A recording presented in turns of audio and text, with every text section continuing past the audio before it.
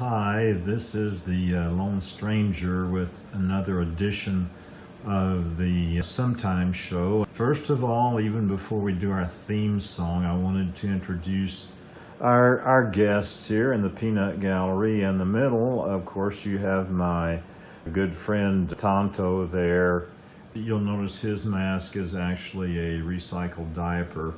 Very few people probably remember what diapers were like before. They were just things that you threw in the trash that you actually had to wash. And this one was washed, and this was inspired by a research article I read saying dish towels were to some extent pretty effective as a mask. So if dish towels can serve, why not a recycled diaper?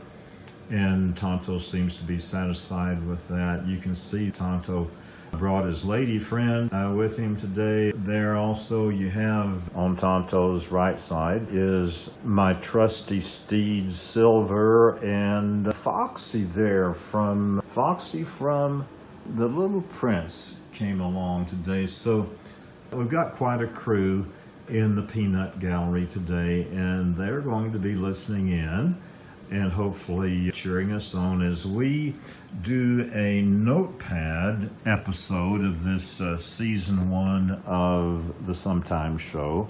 And this notepad edition is going to be dealing with all of this stuff right here I wrote down this morning as a result of having read an article in The Economist, thanks to my older son who gifted me a subscription. And having read an article on race in The Economist inspired a lot of thoughts that will need to be unpacked. But before those slip away, or before I slip away, or both, I wanted to make a record of this in this notepad edition of the Sometimes Show. So now we are going to transition to the next section of this episode, see if we can catch our theme song and further discussion. Hi, this is the Lone Stranger here with another edition of season 1 of the Sometimes Show. We are going to see if we can launch our theme song. Let us see if we can make it happen. Boom. What's happening?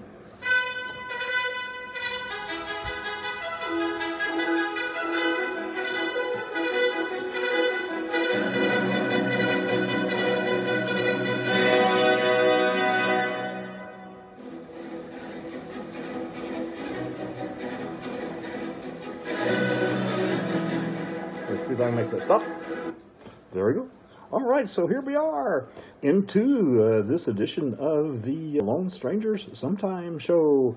And today I'll be reading some notes here. This is a notepad edition, so if the notes disappear or I happen to disappear, somebody can pick up the pieces and be enlightened. The occasion of all these notes is an article, actually, from The Economist. It's called The New Ideology of Race, and I was graced with this article on race because my younger son gifted me a subscription to the online digital version of The Economist.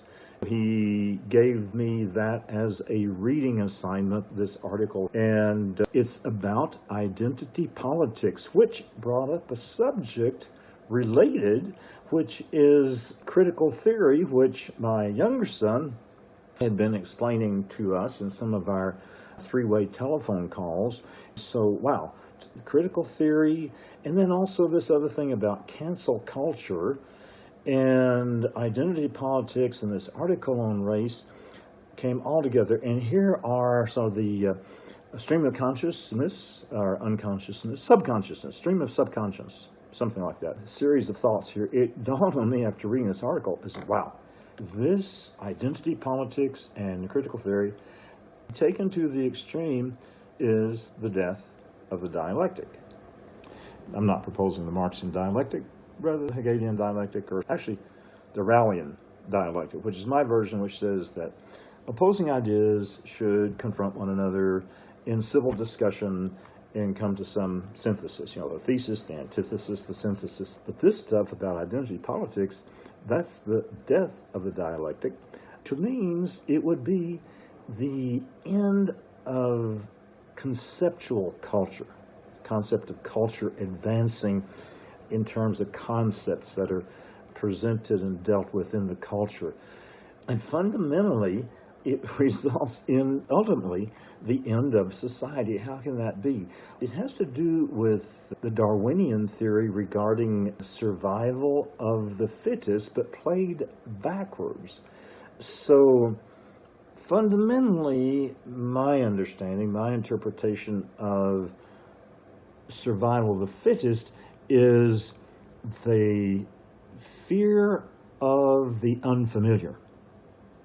You might say the fear of the unknown, but particularly the fear of the unfamiliar. And I came across a study, a few weeks back, on wolves and about how cattle can be protected from wolves just by introducing unfamiliar things into the wolf's habitat. And the particular experiment involved putting a steer carcass out in the wolf's habitat, which also happens to be the rancher's land, where the rancher is trying to raise cattle and not have the calves killed off by wolves. And on the other hand, the environmentalists are trying to reintroduce the wolves, the gray wolf in particular.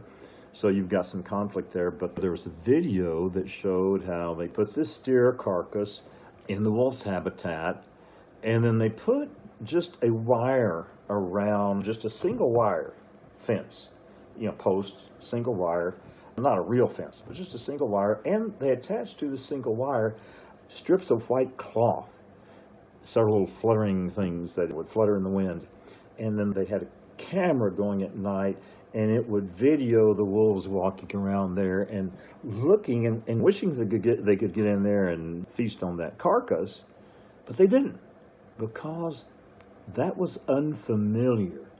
So I thought, wow, okay, fundamentally, if you buy into the Darwinian thing of survival of the fittest and going back to the very beginning, supposedly, of humanity, and anything that looks unfamiliar is going to be considered by this being, human being, as a threat. Just like the wolf was ready to go hungry rather than face the danger or the threat or the risk, dealing with those unfamiliar, fluttering slips, pieces of white cloth. So, unfamiliar. What is unfamiliar? Look, anything other than yourself is unfamiliar. So fundamentally, we would have to forget the global economy. Oh, that's not going to work because there's so many unfamiliar people and nations and ideas and cultures and everything. And that has to go by the wayside. Let's come back to just multinational alliances of interest like existed during the Cold War. You had the communists on one side and the democracies on the other, etc. Those would have to go away, because even in those shared common interests, supposedly, there's still a lot of difference amongst the nations. And so now we come back to the nation state. The nation state would have to go away, because look at the diversity within nation states. There's a lot of unfamiliar stuff, no matter what nation you're in. There's no absolute conformity and unity. There's different stuff going on. So we get rid of the nation state. How about the city state? Well, still a city state. Too much different stuff going on. We've got to get rid of the city state.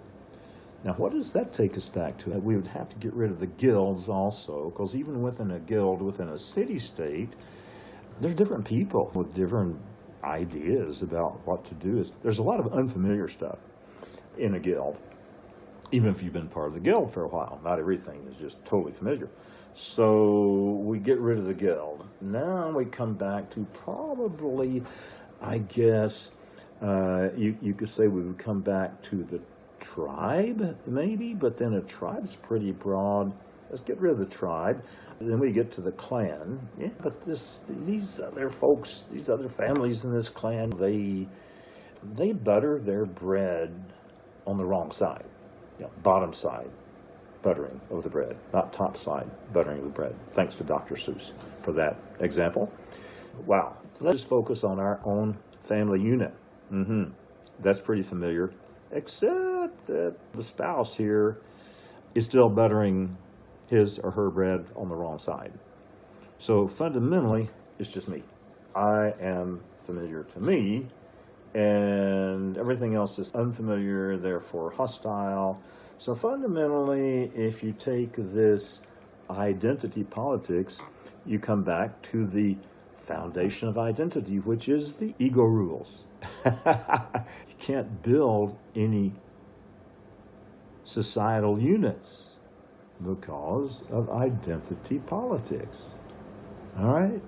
And all that needs to be unpacked a bit, but you've got regression of society back through all of those conditions: global culture, ideology blocks, and nation states, city states, and guilds, and tribes, and clans, and families, and back to the gender, myself, and the gender of me. Okay? And obviously, I am the only me because I'm so unique. My DNA is so unique, and so anything that is not my DNA, and I am the only one with my DNA, is by definition not me, not the individual me. So there we go. If we buy into critical theory and identity politics, that's what we end up with. We cancel all culture, and we cancel all society, and we regress back to the wolves wandering around that steer carcass in the middle of the night out on the range, being scared off by those unfamiliar white strips fluttering in the wind.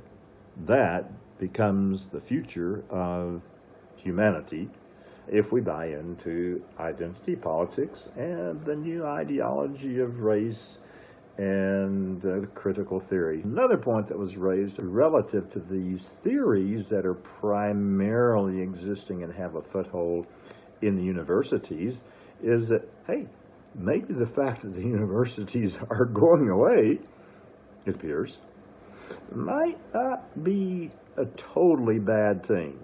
That's worthy of debate, but I suppose, because I guess there's some good science coming out of some universities. Anyhow, all of that to be investigated at some future time.